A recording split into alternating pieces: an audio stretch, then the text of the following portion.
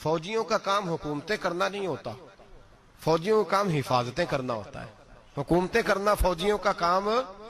تسی بولو تو انو کچھ نہیں ہونے لگا، ویڈیو میری بھی بن دیجئے، میری بھی بن دیجئے۔ فوجی کا کام حکومت کرنا۔ میں ذمہ داری سے بات کر رہا ہوں۔ آئین پاکستان میں نے منگا کے رکھا ہوا ہے، میرے پاس ہے سارا پڑا ہوا۔ فوجی کا کام حکومت کرنا ہے ہی نہیں۔ اس کا کام کیا ہے؟ حفاظت کرنا۔ جو اس کی ڈیوٹی ہے وہ کرے گا، جو اس کی ڈیوٹی نہیں وہ کرنے کی اسے اجازت۔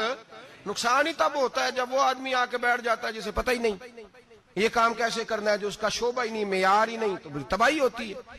ہلاکو خان نے بڑے لوگ مروائے تھے، بڑے۔ بغداد میں 20 لاکھ آدمی قتل کروایا اس نے۔ 20,000 نہیں، میں نے کہا، ذمہ داری سے حوالہ دو۔ کتنے لوگ بولیے؟ 16 لاکھ آدمی اس نے تلوار سے مروایا۔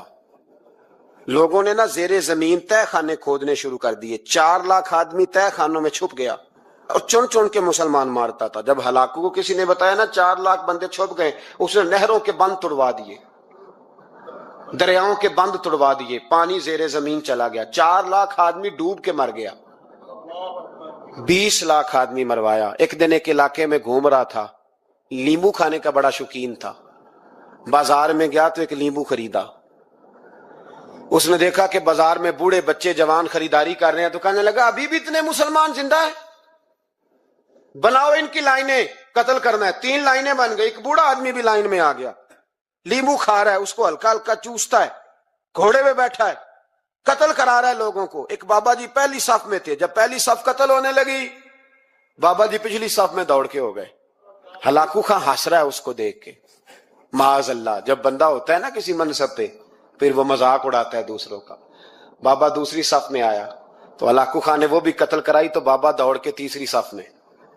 آخری صف کے کونے پہ جب بابا کھڑا ہو گیا نا تو سارے بندے مر گئے۔ بابے کو قتل کرنے لگا جلاد۔ ہلاکو کہنے لگا ٹھہر جا۔ کہنے لگا بابا تو تیسری صف میں آیا تھا، تیرا کیا خیال تھا بچ جائے گا؟ بابا کہنے لگا خیال نہیں، میرا یقین ہے کہ میں بچ جاؤں گا۔ میرا شرط یہ ہے کہ یقین ہو اندر، شرط یہ ہے کہ ہنس کے کہنے لگا ہلاکو خان کیسے؟ تو بابا کہنے لگا اگر اللہ چاہے تو بچ سکتا ہوں، اگر اللہ چاہے تو میں۔ بہت سارے لوگ ہیں ڈاکٹر لکھ کے دے دیتے ہیں نہیں بچے گا، وہ بچ جاتا ہے، کیونکہ بچانے والا اللہ ہے۔ کہا اللہ چاہے تو بچ جاؤں گا۔ تو ہلاکو کہنے لگا کیسے؟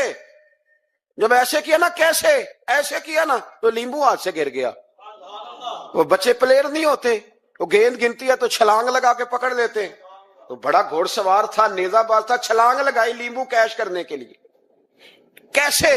تو کیسے بچے؟ یوں ہاتھ گھمایا، لیمبو گرا تو چھلانگ لگائی، نیچے جھکا۔ جب نیچے جھکا نا تو گر گیا گھوڑے سے۔ جو پیر تھا وہ گھوڑے کی رکاب میں الجھ گیا۔ گھوڑا ڈر کے دوڑ گیا۔ جب گھوڑا دوڑا تو زمین پر زور زور سے سر لگنے لگا۔ سپاہیوں کہتا دوڑو اس کو پکڑو۔ سپاہی بھی دوڑے پر گھوڑا قابو نہ آیا۔ گھوڑا اس وقت رکا جب نہ اس کا چہرہ پہچانا جاتا تھا، نہ آنکھیں سلامت تھی، نہ ناک سلامت تھی۔ اس کی کھوپڑی ساری اس طرح چور چور ہو گئی جیسے کسی نے ہتھوڑے کے ساتھ پیسی ہو۔ ہلاکو کی لاش سے خون بہ رہا تھا۔ بابا ہنس رہا تھا۔ ایک سپاہی کہنے لگا بابا تو کیوں؟ کہنے لگے میں اپنے رب کی قدرتوں پہ مسکرا رہا ہوں۔ کل من علیہ فان ویبقی وجہ ربک ذو الجلال والاکرام۔ کا میں نے اسے سمجھایا تھا کہ بچانے والا بچا لیا کرتا ہے۔ تو اس نے مجھے، حضرت امام مالک بیٹھے تھے ہارون رشید کے پاس،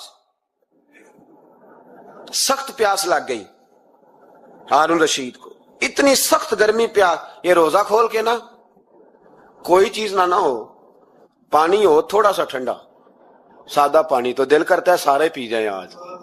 حضرت مولا علی نے مثال دی ہے، شیر خدا نے۔ حضرت علی نے انوکھی بات کرتے، کہتے نا مجھے فلاں جان سے پیارا ہے، تو شیر تھے نا تو شیروں جیسی باتیں کرتے تھے۔ کسی نے پوچھا آپ کو نبی پاک صلی اللہ علیہ وسلم سے کتنا پیار ہے؟ تو فرمانے لگے سخت گرمی سخت پیاس میں جتنا بندے کو ٹھنڈے پانی سے پیار ہوتا ہے، مجھے اس سے بھی بڑھ کے اپنے نبی سے پیار ہے صلی اللہ۔ کیسی مثال عطا فرمائی۔ لوگ وہیں کھڑے ہیں جان سے زیادہ پیارے، فرمایا نہیں، سخت گرمی میں سخت پیاس میں اتنا بندے کو ٹھنڈے پانی سے پیار ہوتا ہے، مجھے اس سے زیادہ مصطفیٰ سے پیار ہے۔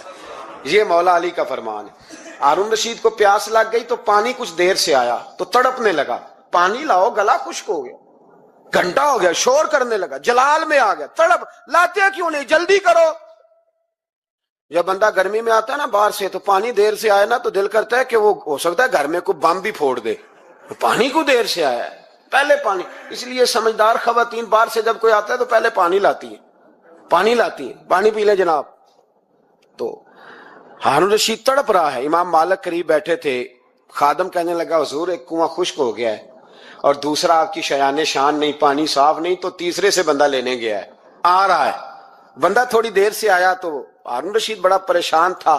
अब बात इमाम मालिक कर रहे थे तो वो ना तवज्जो उसकी पानी की तरफ थी, प्याला पानी का अंदर दाखिल हुआ तो हारून रशीद का दिल करता था कि उड़ के पानी के करीब चला जाओ, लपक रहा था पानी की तरफ।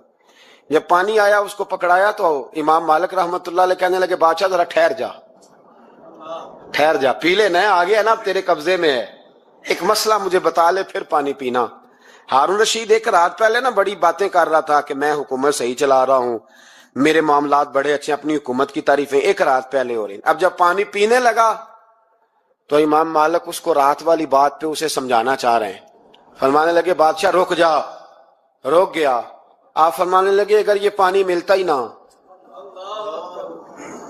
पूरे मुल्क में ना मिलता, फिर तुझे पता चलता पूरी दुनिया में नहीं मिल। सोचें आप, अगर पानी खुदा ना खास्ता अगर पानी मिले ही ना, का ना मिलता, पानी को कोई अहमियत तो नहीं ना हम देते, नलका खुला है तो खुला है, और अगर मिले ना तो हमारी बुनियादी जरूरत है पानी, एक कदम ना लोग चल सके।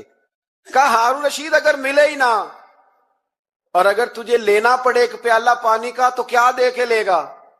कहने लगा मैं अपनी आधी सल्तनत दे दूंगा।